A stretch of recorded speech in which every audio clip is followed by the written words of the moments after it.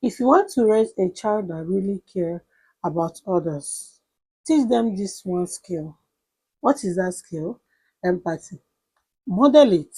Let them see you being kind, even when it's hard. Number two, talk about feelings. Ask this question: how do you think they felt when reading books or watching shows? Number three, praise kind acts. That was a thoughtful of you to share. Number four, teach perspective. Help them imagine someone else's experience. Number five, create opportunities to give. Let them help others, big or small. Remember, empathy is a muscle.